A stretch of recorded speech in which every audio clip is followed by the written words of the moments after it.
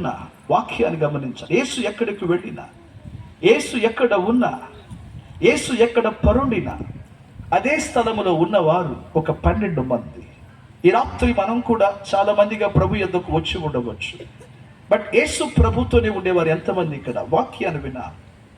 ఎంతమంది స్త్రీలు ఇక్కడ ఉన్నవారు నీకుతోనే ప్రభు మాట్లాడుతున్నాడు.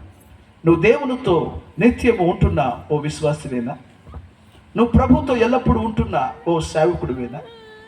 ప్రభుతో ఎల్లప్పుడూ ఉంటున్నా ఒక సంఘ పెద్దవేనా? 12 మంది చెప్పండి, ఎంతమంది? 12 మంది ఎల్లప్పుడూ ఎవరితో ఉండేవారంట? యేసు ప్రభువు వారితోనే వారు ఉండేవారు. ఎల్లప్పుడూ ఆయనతోనే సహవాసం చేస్తూ ఉండేవారు. అయితే లేఖనం మాట్లాడుతున్న ఒక గొప్ప సత్యం ఏంటంటే, ఈ 12 మందిలో కూడా దేవునికి బహు ప్రియమైన ఒక ముగ్గురు ఉన్నారు. వారి పేరు ఏంటంటే పేతురు, యోహాను, యాకోబు. చెప్పండి, ఏ పేరు వారి పేరు? పేతురు, యోహాను, యాకోబు. వాక్యాన్ని వింటున్న వారులారా గమనించాలని ఆశపడుతున్నా. యేసు ప్రభుని వెంబడించిన వారు వేలాది మంది. వారు నుండి 70 మంది యేసును ఆయన చెప్పిన పని చేయడం మొదలుపెట్టారు. అయితే వారిలో నుండి దేవుడు ఎంతమందిని వేరు చేశాడు? 12 మంది నిత్యం ఆయనతోనే ఉండడానికి. ఈ 12 మంది ప్రభుతో ఎల్లప్పుడూ సహవాసం చేసేవారు. Wherever Christ goeth they go, wherever Christ tarrieth they stay there, wherever Christ was they were. వాక్యాన్ని గమనించాలి. యేసు ప్రభు ఎక్కడుంటే అక్కడ ఉండేవారు. అయితే లేఖనం మాట్లాడుతుంది, వారిలో నుండి ఒక ముగ్గురిని దేవుడు వేరు చేశాడు. దానికి కలిగిన కారణం, ఈ ముగ్గురికి దేవునితో ఉన్న సహవాసం అంత గాఢమైనది. వాక్యాన్ని గమనించగలగాలి. ఆ ముగ్గురు పేరు ఇందాక మనం మాట్లాడుకున్నాం. ఒకని పేరు పేతురు, ఒకని పేరు యోహాను, మరొకటి పేరు యాకోబు. ఈ ముగ్గురు ప్రభుతో సహవాసం చేసేవారు. వాక్యాన్ని కనుక మీరు గమనిస్తే, యేసుక్రీస్తు వారు ఒక రోజున యాయీరు అనే వాని ఇంటికి వెళ్ళాడంట. చెప్పండి, ఎవరింటికి వెళ్ళాడు? ఎందుకు వెళ్ళాడు? అతని కుమార్తె చనిపోయింది. ఆమె చనిపోతే, 12 సంవత్సరాల బాలిక చనిపోతే ఆమెను పైకి లేపడానికి వెళ్ళాడు. వాక్యాన్ని గమనించాలి. ఆయన ఆ ఇంటి లోపలికి వెళ్ళేటప్పుడు మిగిలిన 9 మంది శిష్యులు ఏం చేశారంటే బయటే ఉండమన్నాడు. ఒక ముగ్గురు మాత్రమే ఏమన్నాడు, మీరు నాతో కూడా రండి అని అన్నాడు. అయ్యా, వాక్యాలు వినాలి. ఈ మాటలు అర్థం చేసుకోగలగాలి. అంటే 12 మంది ప్రభుతోనే ఉంటున్నారు. 12 మంది ప్రభుతో ఉంటున్నా సరే 12 మంది సహవాసం ప్రభుతో ఒకే స్థాయిలో లేదు. 12 మంది ప్రభుతో ఉంటున్నవారు, they say they go everywhere, they say they linger at all times with Jesus. యేసుతో ఎల్లప్పుడూ ఉంటున్నామని చెప్తున్న వారే. అయితే బైబిల్ గ్రంథం మాట్లాడుతుంది, ఈ 9 మందికి ప్రభుతో ఉన్న అనుభవాలు వేరు, ఈ ముగ్గురికి ప్రభుతో ఉన్న అనుభవాలు వేరు. వాక్యాన్ని గమనించాలి. యేసు ఆ గదిలోనికి ఈ ముగ్గురిని తీసుకుని వెళ్ళి, చిన్నదానా ఏమన్నాడు? పైకి లే అన్నాడు. వెంటనే చిన్నది పైకి లేచి, ఒక చనిపోయిన వ్యక్తి కొన్ని గంటల తర్వాత సజీవంగా బ్రతికి రావడం ఎవరు చూడగలిగారు? ఈ ముగ్గురు మాత్రమే. వాసమును బట్టి మన ప్రభుతోని సహవాసం ఎలా ఉందో నీవు చూడగలిగిన అద్భుతాలు కూడా ఆ స్థాయిలో ఉంటే ఎల్లప్పుడు నీకు గనక దేవునితో సహవాసం సరైన స్థాయిలో లేకపోతే, నువ్వు దేవునితో సహవాసం సరైన స్థాయిలో లేకపోతే నీవు కూడా అందరూ వింటున్నట్లుగా వినగలిగిన వాడుగా ఉంటావు, కానీ దానిని కనులారా చూడగలిగిన వాడుగా, దానిని కనులారా అనుభవించగలిగిన వాడుగా నువ్వు ఉండవు. వాక్యాన్ని గమనించగలగా. ఈ రోజుల్లో మనం చాలా మంది వారికి అద్భుతం జరిగిందంట, వీరికి మేలు జరిగిందంట అని ఎవరో చెప్పగా మనం వినడమే కానీ, మనం ఎంతమంది ప్రభు దగ్గరకు వచ్చి ఆయనతో దగ్గరగా సమీపముగా సహవాసము చేయొచ్చు, ప్రభు వారు చూపుచున్న, ప్రభు వారు చేస్తున్న అనుభవాలను కనులార అనుభవించగలిగిన, హృదయమార వాటిని అనుభవించగలిగిన స్థాయిలో ఎంతవరకు ఉన్నామనేది ఆలోచన చేయాలి. ఒక రోజున ప్రభువైన యేసుక్రీస్తు వారు వాక్యాన్ని గమనించగలగాలి. ఆయన హెర్మోన్ అనే ఒక పర్వతం మీదకు వెళ్ళారు. ఆ హెర్మోన్ అనే పర్వతం మీదకు ప్రభువారు వెళ్ళినప్పుడు ఆయన వెళుతూ 9 మందిని క్రిందే ఉండమన్నాడు. ఒక ముగ్గురు మాత్రం ఆ కొండ మీదకు తీసుకువెళ్ళాడు. ఎవరు ఆ ముగ్గురు? మళ్ళీ చెప్పండి. పేతురు, యోహాను, యాకోబు. బైబిల్ అంటుంది, ఆయన కొండ మీదకు వెళ్ళినప్పుడు, ఆయన ముఖమంట ప్రకాశమయముగా మారినట్టు. ఆయన వస్త్రములు వింటున్నారా, ఆయన ముఖము సూర్యుని వలె ప్రకాశించింది. ఆయన వస్త్రములు తెల్లగా మారినాయి.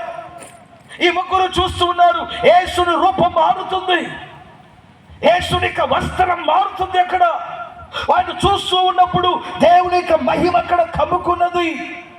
వారు చూస్తూ ఉన్నప్పుడు లేఖనం ఏలియా ప్రవక్తలు అక్కడికి దిగి వచ్చారు. వాక్యాన్ని గమనించాలి. నేను చెప్పేది ఏది కళ్ళబుల్లి కబురు కాదు, జరిగిన సత్యం. ఆత్మీయమైన ప్రపంచంలో ఇది నేటికి సాధ్యం అంటే లోతులు ఇప్పుడు నేను మాట్లాడలేను, కానీ సత్యాలు గమనించగలగాలి. ఏలియయు మోషేను అక్కడ దిగి వచ్చారు. ఈ ముగ్గురు కనులారా ఏలియాను చూస్తున్నారు, మోషేను చూస్తున్నారు. వారు వచ్చి యేసుతో ముచ్చరించుట, ఆ కాన్వర్సేషన్ వీరు దూరం నుండి వింటున్నా. ఇది చూస్తూ ఉన్నప్పుడు మరొక వైపున లేఖనం మాట్లాడుతుంది. పరలోకములో నుండి ఒక స్వరం వినబడుతుంది. ఎవరి స్వరం అది? తండ్రి స్వరం. ఏమది? ఈయన నా ప్రియమైన కుమారుడు, ఈయన మాటకు చెవియొగ్గుడి.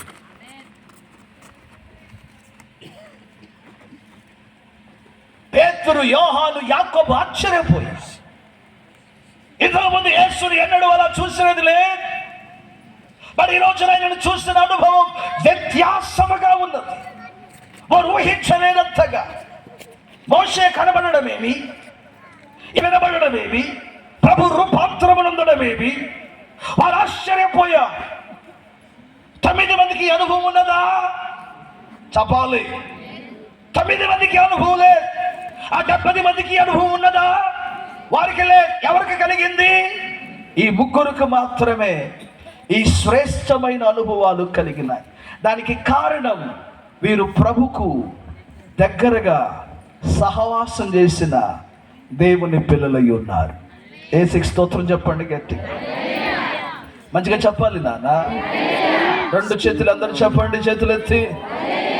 పిల్లరా, దేవునికి దగ్గరగా సహవాసం చేసిన భక్తులు వీరు. అందుకనే ఏ మనుషుడును కలిగి ఉండలేని ఒక గాఢమైన ఔన్నత్యమును, ఒక గాఢమైన బాంధవ్యమును ప్రభుతో వస్తు వరకు రోజున గెత్సెమనే తోటకు వెళ్ళాడు. అది ఆయన అప్పగించబడు రాత్రి. లేఖనం అంటుంది 8 మంది శిష్యులు అక్కడే విడిచిపెట్టాడు. ఒక ముగ్గురు మాత్రం వెంట పెట్టుకుని కొంచెం దూరం వెళ్ళాడు.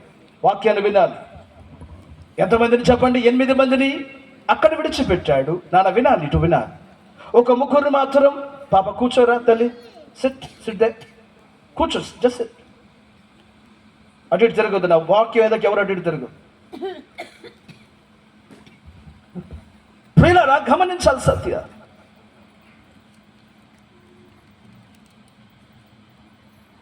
ఎనిమిది మందిని అక్కడ కూర్చొని పెట్టాడు. ఒక ముగ్గురు మాత్రం వెంట పెట్టుకుని వెళ్ళి అన్నాడు, మీరు శోధంలోనికి ప్రవేశించకుండానట్లు మెలకుగా ఉండి. ఎవరు ఆ ముగ్గురు? ఆయన రాయి వేయనంత దూరం వెళ్ళి మరలా వచ్చి వారి ఎదుట తన మనోవేదనను, మన క్లేశమును వారికి తెలియపరిచాడు. ప్రార్థన చేయండి, ప్రార్థన చేయండి, ప్రార్థన చేయండి. ప్రభు మాటలు వింటున్న వారు గమనించాలి. మిగిలిన 8 మందికి అనుభవం లేదు. అయితే ఈ ముగ్గురు మాత్రం పదే పదే మేల్కొలిపి, పదే పదే తట్టి, 9 మంది దగ్గరికి వెళ్ళాడో లేదో నాకు తెలియలేదు, ఆ 8 మంది దగ్గరికి వెళ్ళాడో లేదో, కానీ ఈ ముగ్గురు యొద్దకు వచ్చి లేవండి, లేచి ప్రార్థన చేయండి.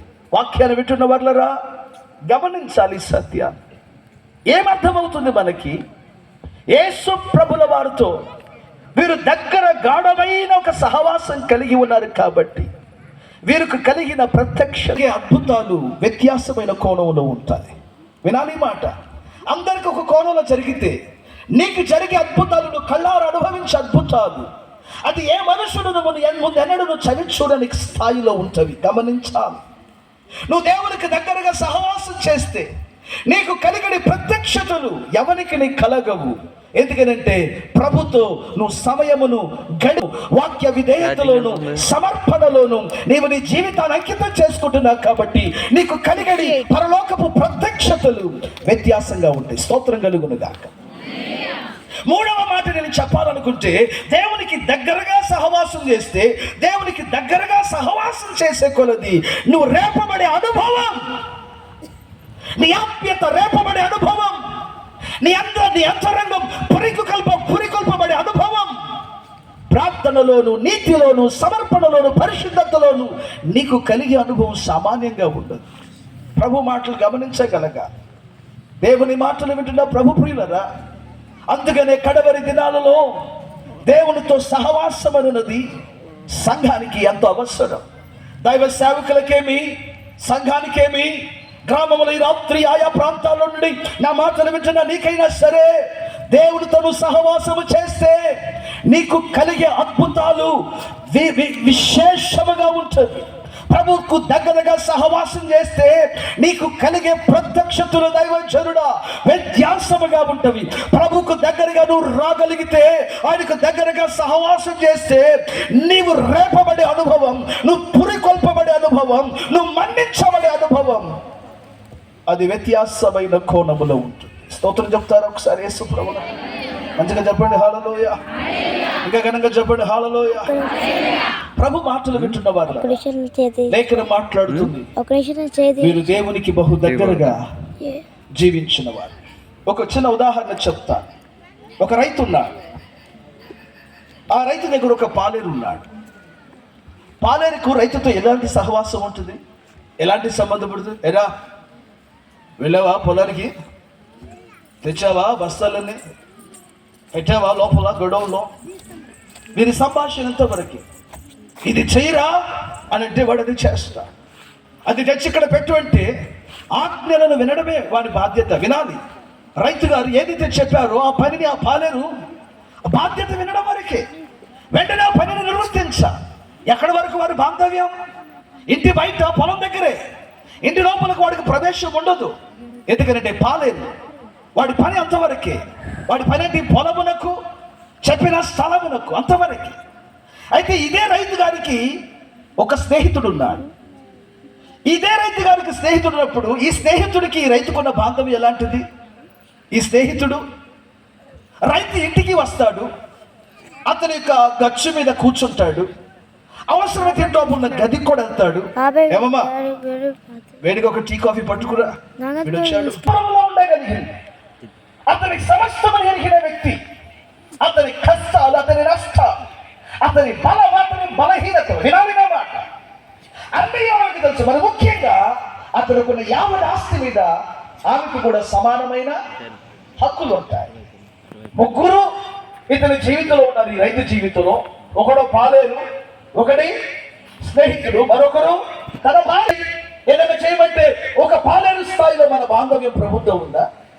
లేదు. ప్రభుత్వం మన బాంధవ్యము ఆయనతో కూర్చుండి ముచ్చడిస్తూ ఒక అబ్రహాము వలె దేవునితో ముఖాముఖిగా మాట్లాడుకోగలిగిన అనుభవంలో మనం ఉన్నామా? లేకపోతే దేవుని వధువ సంఘం వలె దేవునికి అన్యోన్యమైన సహవాసం కలిగి వింటున్నారా? ఆయన యావదాస్తి మీద, ఆయన సకల సంపన్నతల మీద మనమును పాలివారుగా ఆయన సింహాసనములో మనము కూడా కూర్చుండగలిగిన ఏ విధమైన బాంధవ్యం మనం దేవునితో కలిగి ఉన్నామన్నది సంఘం, దేవుని పిల్లలు ఆలోచించవలసినది అవసరం. చేతులెత్తి స్తోత్రం చెప్పగలరు. మంచి చెప్పండి హల్లెలూయ. ఇప్పుడు నువ్వు చెప్పు, ఆ రైతు ప్రభు అయితే నీ బాంధవ్యం దేవునితో ఎలా ఉంది? ఒక పాలేరు స్థాయిలో దూరంగా ఉన్నావా? లేకపోతే దేవుని మాటలు వింటున్నావా? ద్వారా ఓ స్నేహితుల స్థాయిలో కొంతవరకే ఆయనతో నా సహవాసం అన్నట్లున్నావా? లేకపోతే నీ జీవితంలో అలా కాదయ్యా, నేను వధువ సంఘముగా నా ప్రభుకును నాకు మధ్యలో ఏ పాపములైనా, ఏ దోషములైనా, ఏ అవరోధములైనా, ఏ లోబడని స్థితులైనా లేకుండా నా ప్రభుతో ప్రార్థనలోను, పరిశుద్ధతలోను, నీతిలోను, విధేయతలోను నేను అన్యోన్యమైన సహవాసం కలిగి నా ప్రియుడైన ప్రభుని సంతోషపరిచే స్థాయిలో నేను ఉన్నాననే స్థితిలో నీ బాంధవ్యం ఉన్నదా? ఒకసారి ఆలోచన చెయ్యాలి. మందిరాలకి ఏంటంటే ఎవరైనా వెళ్తారండి. నువ్వు వెళ్ళలేదండి మందిరానికి? బాగున్నాడు వెళ్తాడు, బాగున్నవాడు వెళ్తాడు, వ్యాధిలో ఉన్నవాడు వెళ్తాడు, బాగుపడినవాడు వెళ్తాడు. మందిరాలకు అందరూ వెళ్తారండి. నేను మాట్లాడుతుంది, నువ్వు మందిరానికి వస్తున్నావు, దేవునితో నీకు సహవాసం ఉన్నది అది చెప్పు ఒక్కసారి. ఎవరొస్తున్నా ప్రభుత్వం మీ సహవాసం ఎలా ఉంది? ఆలోచన చేయి. నువ్వు దేవునితో రోజు గడిపే సమయం ఎంతవరకు? పాలేరులాగా ఎప్పుడో ఒక నిమిషం ఆయనకి కనబడడమేనా? లేకపోతే స్నేహితుల వల్లే కొన్ని గంటల ఆయన దగ్గర కూర్చోవడమా? లేకపోతే ఆయన వధువు సంఘం వల్లే ఆయనతోనే నిత్యము ఎడతెగిన వారు ఉన్నారు. నేను మరలాడుగుతున్నాను, నీ ప్రార్థన జీవితాన్ని పరిశీలన చేయి, నీ లోబాటును పరిశీలన చేయి, నీ సమర్పణను పరిశీలన చేయి.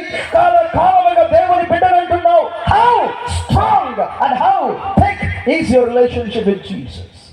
యేసుతో నీ బాంధవ్యం యొక్క గాఢము ఎంతవరకు ఉన్నదో ఒకసారి ఆలోచింప దేవుని సేవకునిగా మనం చేస్తున్నాం.